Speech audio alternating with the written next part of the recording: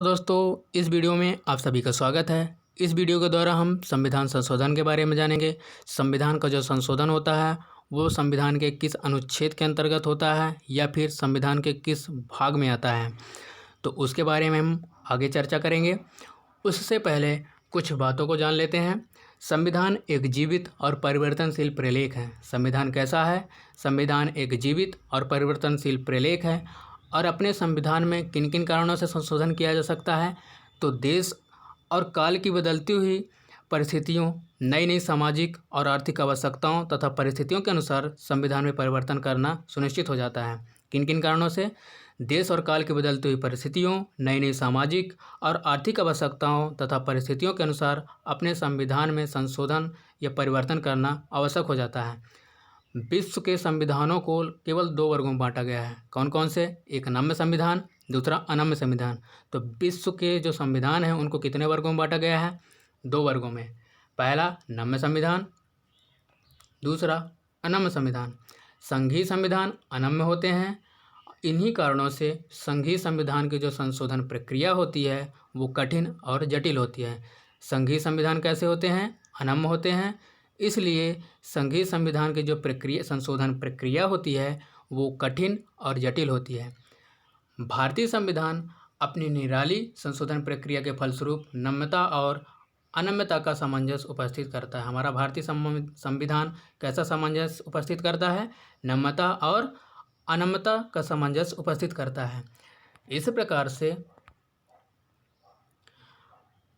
हमारा भारतीय संविधान विश्व का सर्वाधिक विशाल लिखित संविधान है।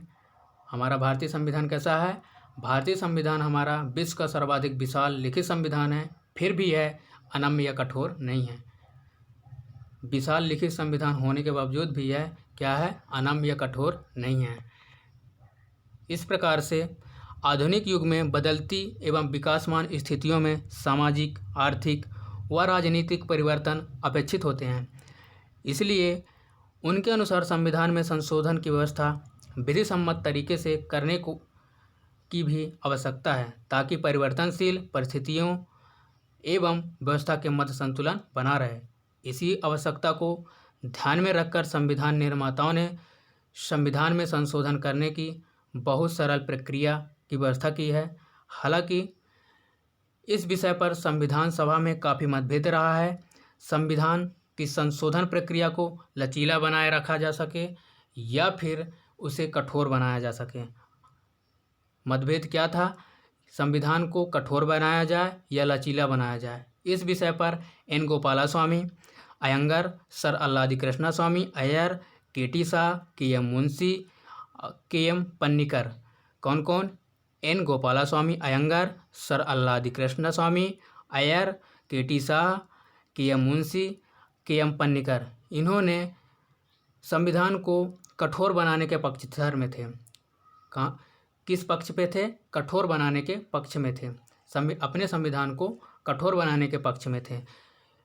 इसी प्रकार से दूसरी तरफ जवाहरलाल नेहरू, एच.बी. कामत तथा अन्य नेतागण संशोधन प्रक्रिया को सरल बनाने के पक्ष में थे।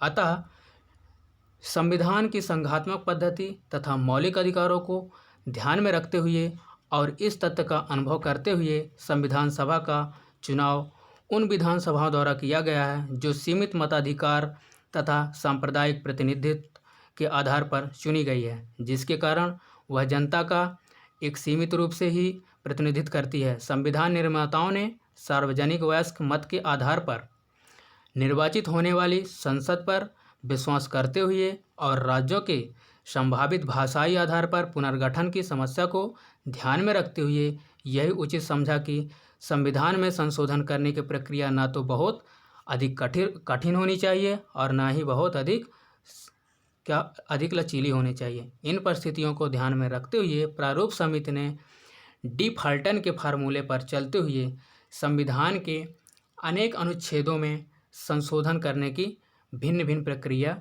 निश्चित की है। कौन सी समिति? डी फाल्टन के फार्मूले पर चलते हुए उन्होंने संविधान के अनेक अनुच्छेदों में संशोधन करने की भिन्न भिन्न प्रक्रिया सुनिश्चित किया है। इस प्रकार से संविधान में संशोधन की प्रक्रिया जो है भारत का संविधान ना तो इंग्लैंड की संविधान की भांति इतना लचीला है कि संसद साधारण कानूनों की भांति साधारण बहुमत से इसे बदल सके, और ना ही अमेरिका की भांति इतना कठोर है। हमारा भारत का संविधान ना तो इंग्लैंड के संविधान की भांति इतना लचीला है कि संसद साधारण कानूनों की भांति साधारण बहुमत से इसे बदल सके, और ना ही अमेरिका की भांति इतना कठोर है जिसमें संशोधन की प्रक्रिया विशेष प्रक्रिया अपनानी पड़े। अमेरिका की संविधान की भांति इतना कठोर नहीं है कि जिसमें संशोधन की एक विशेष प्रक्रिया अपनानी पड़े। न तो इंग्लैंड के संविधान की भांति इतना लचीला है कि संसद में साधारण कानूनों की भांति साधारण बहुमत से इसे बदल सके, और ना ही अमेरिका के संविधान की भांति इतना कठोर है जिसमें संशोधन की एक विशेष प्रक्रिया अपनानी पड़े। इस प्रकार से भारतीय संविधान निर्माता इस बात से भली भांति परिचित थे कि संविधान ना तो इतना कठोर बने कि उसमें समयानुसार और बदलती हुई परिस्थितियों के अनुसार परिवर्तन करना संभव ना हो, और ना ही इतना लचीला बने कि सत्तारूढ़ दल अपनी आवश्यकता और सुविधानुसार इसमें बार बार परिवर्तन कर सके। अतः उन्होंने इन दोनों के मध्य का मार्ग अपनाया। तो हमारे भारतीय संविधान ने क्या क्या सोचे, उनको पता था, इसलिए ना संविधान ना इतना कठोर बने और ना ही इतना क्या बने, लचीला बने। इस प्रकार से उन्होंने ये समझ के किया कि विभिन्न परिस्थितियों को देख करके ये समझा कि सत्तारूढ़ दल अपनी आवश्यकता अनुसार या फिर सुविधानुसार बार बार परिवर्तन ना कर सके। इस हिसाब से उन्होंने अपने संविधान को बनाया। इस प्रकार से संविधान संशोधन प्रक्रिया के कतिपय विशिष्ट लक्षण हैं जो विधायिका के रूप में संसद की समान भूमिका से उसकी संविधायी क्षमता की अलग पहचान बनाते हैं। जैसे संविधान संशोधन का सूत्रपात केवल संसद के दोनों सदनों में से किसी में विधेयक का पुनर्स्थापन करके किया जा सकता है। संविधान संशोधन के मामले में पहला कदम केवल संसद ही उठा सकती है। संविधान संशोधन के मामले में पहला कदम केवल संसद ही उठा सकती है। इस प्रकार से हमारा जो संवैधानिक प्रावधान है, संवैधानिक प्रावधान में संविधान में संशोधन की प्रक्रिया का वर्णन संविधान के भाग 20, अभी मैंने शुरू पे ही बताया कि जो संविधान का जो संशोधन प्रक्रिया है वो संविधान के भाग 20 अनुच्छेद 368 में किया गया है। इस अनुच्छेद के अनुसार संविधान में संशोधन निम्न प्रकार से होता है। पहला है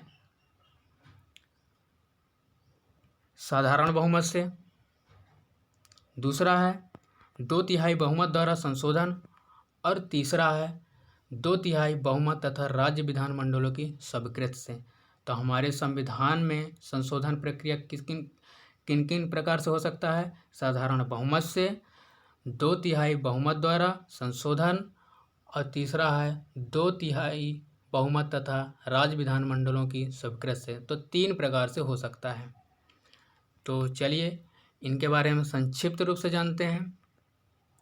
साधारण बहुमत से, साधारण बहुमत पे ये हमारे संविधान में कुछ ऐसे उपबंध हैं जिन्हें या फिर जिनके प्रभाव को संसद बिना किसी संवैधानिक संशोधन के सामान्य विधि प्रक्रिया के द्वारा अर्थात संसद या फिर साधारण बहुमत द्वारा बदल सकती है। ऐसे संशोधन को अनुच्छेद 368 के अंतर्गत संवैधानिक संशोधन नहीं माना जाता है। ऐसे उपबंध हैं जिनको 368 अनुच्छेद के अंतर्गत संवैधानिक संशोधन नहीं माना जाता है। ऐसे उपबंध हैं जैसे कि अनुच्छेद 2, 3, 4 तथा प्रथम और चतुर्थ अनुसूची। अनुच्छेद 2 में क्या है? अनुच्छेद 2 में ये कह गई है कि नए राज्यों का प्रवेश या स्थापना, या फिर 2 के क में ये कही गई है कि सिक्किम को संघ के साथ जोड़ा जाए। और अनुच्छेद 3 में ये कही गई है कि नए राज्यों का नाम वर्तमान राज्यों और पुराने राज्यों के क्षेत्रफल, सीमा व नाम परिवर्तन। ठीक है, तो अनुच्छेद 3 में क्या है? नए राज्यों का नाम, वर्तमान राज्यों और पुराने राज्यों के क्षेत्रफल, सीमा व नाम परिवर्तन।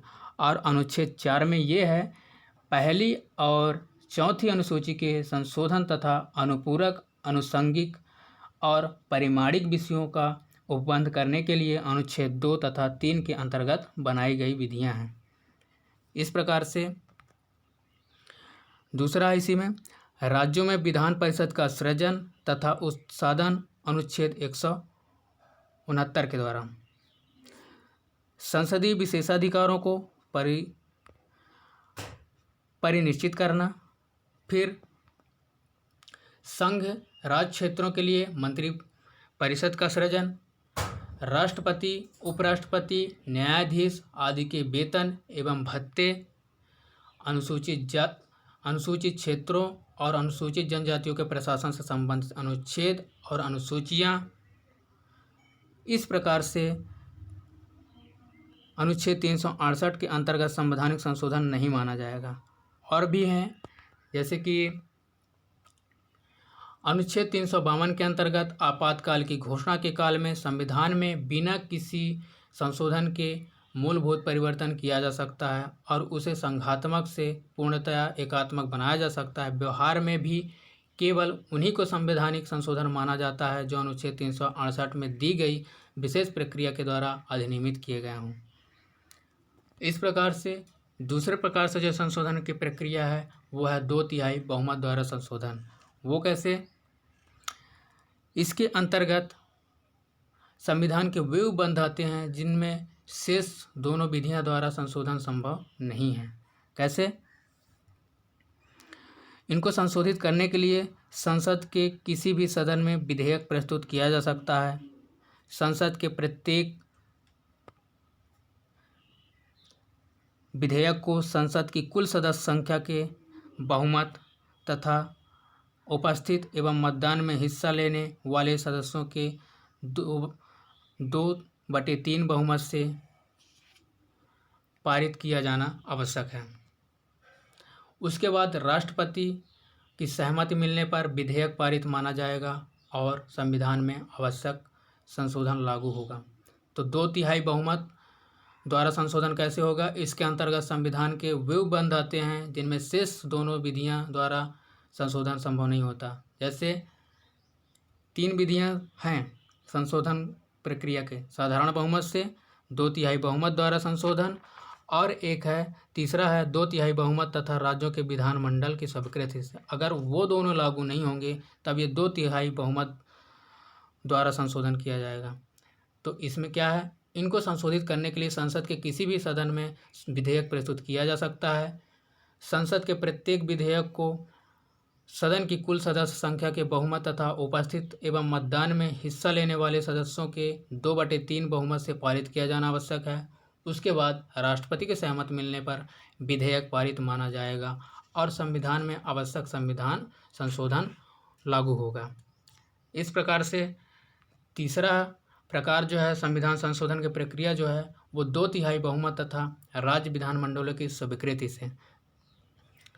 तो उसके बारे में जान लेते हैं।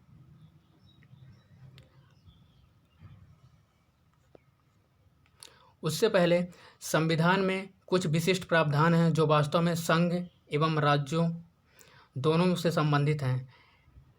इनके संशोधन के लिए संशोधन विधेयक को निम्न 2 चरणों से गुजरना पड़ता है। वो कौन कौन से चरण हैं उनके बारे में जान लेते हैं। पहले, संविधान में कुछ विशिष्ट प्रावधान हैं जो वास्तव में संघ एवं राज्यों दोनों से संबंधित हैं। किससे? संघ एवं राज्य दोनों से संबंधित हैं। इनके संशोधन के लिए संशोधन विधेयक को निम्न 2 चरणों से गुजरना पड़ता है। वो कौन कौन संशोधन है देखते हैं। संशोधन विधेयक को संसद के किसी भी सदन में पेश किया जा सकता है। संसद के प्रत्येक सदन में विधेयक को सदन की कुल संख्या के बहुमत तथा उपस्थित मतदान में हिस्सा लेने वाले सदस्यों के 2/3 बहुमत से पारित किया जाना आवश्यक है। पहला क्या है? संशोधन विधेयक को संसद के किसी भी सदन में पेश किया जा सकता है। संसद के प्रत्येक सदन में विधेयक को संसद की या फिर सदन की कुल संख्या के बहुमत तथा उपस्थित मतदान में हिस्सा लेने वाले सदस्यों के 2/3 बहुमत से पारित किया जाना आवश्यक है। सदन के कुल संख्या के बहुमत तथा उपस्थित मतदान में हिस्सा लेने वाले सदस्यों के 2/3 बहुमत से पारित किया जाना आवश्यक है। और इसी में दूसरा है, संसद द्वारा जब उक्त प्रक्रिया के अनुसार विधेयक पारित हो जाता है तो वह दूसरे चरण में प्रवेश करता है, जिसमें उक्त संशोधन विधेयक को संघ के राज्यों में से कम आधे राज्यों को विधानमंडलों द्वारा स्वीकृति मिलनी चाहिए। उसके पश्चात राष्ट्रपति की सहमति से संसद में संशोधन प्रक्रिया लागू हो जाता है। इस प्रकार से हमारे संविधान में संविधान संशोधन और मूल ढांचे का सिद्धांत जो है इस प्रकार से है। संविधान संशोधन और मूल ढांचे का सिद्धांत ऐसे है कि शंकरी प्रसाद और सज्जन सिंह 1951, शंकरी प्रसाद और सज्जन सिंह 1951 आदि मामलों में न्यायालय ने संसद की संविधान संशोधन शक्ति को मान्यता दी थी, परंतु केशवानंद मामले 1973 में न्यायालय ने संसद की संविधान संशोधन शक्ति सीमित करने हेतु संविधान के आधारभूत ढांचे बेसिक स्ट्रक्चर थ्योरी संविधान के आधारभूत ढांचे का सिद्धांत प्रस्तुत है।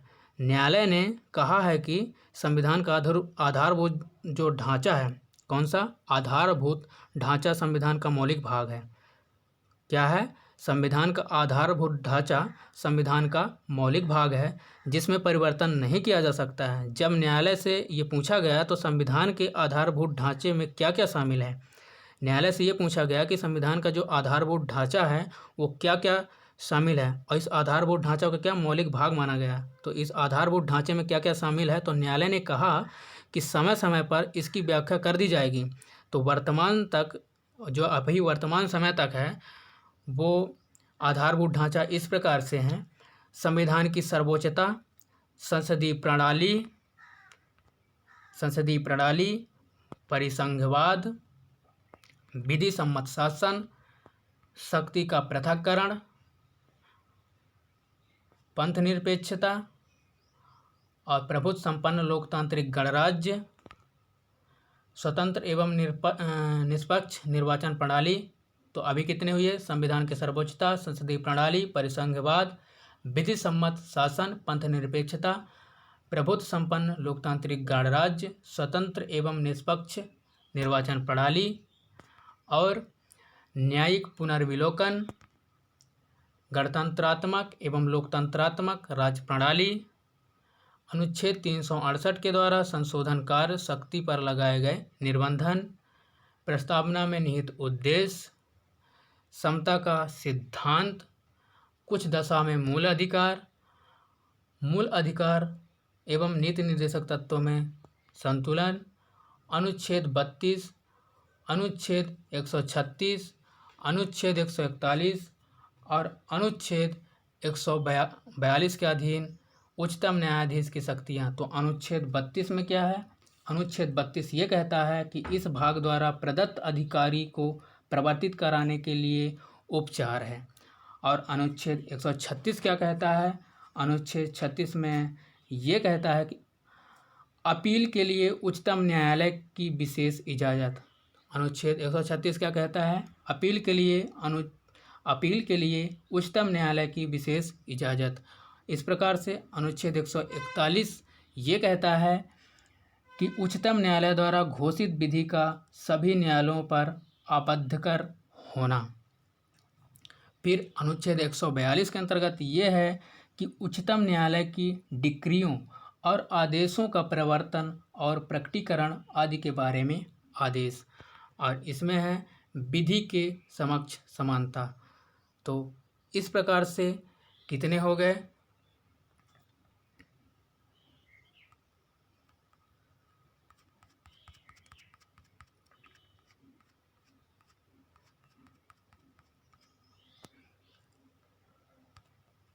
संविधान की सर्वोच्चता, संसदीय प्रणाली, परिसंघवाद, जो ये न्यायालय के द्वारा आधारभूत ढांचा जो माने गए हैं वो चीज़ें। संविधान की सर्वोच्चता, संसदीय प्रणाली, परिसंघवाद, विधि सम्मत शासन, पंथ निरपेक्षता, प्रभुत्व संपन्न लोकतांत्रिक गणराज्य, स्वतंत्र एवं निष्पक्ष निर्वाचन प्रणाली, फिर न्यायिक पुनर्विलोकन, गणतंत्रात्मक एवं लोकतंत्रात्मक राज्य प्रणाली, अनुच्छेद 368 के द्वारा संशोधन कार्य शक्ति पर लगाए गए निर्बंधन, प्रस्तावना में निहित उद्देश्य, समता का सिद्धांत, कुछ दशा में मूल अधिकार एवं नीति निर्देशक तत्वों में संतुलन, अनुच्छेद 32, अनुच्छेद 136, अनुच्छेद 131, अनुच्छेद 142 के अधीन उच्चतम न्यायालय की शक्तियाँ और है विधि के समक्ष समता।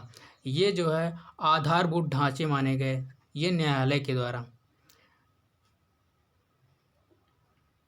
एक और है इसमें जो मैंने बताया नहीं, शक्तियों का पृथक्करण भी इसी आधारभूत ढांचे में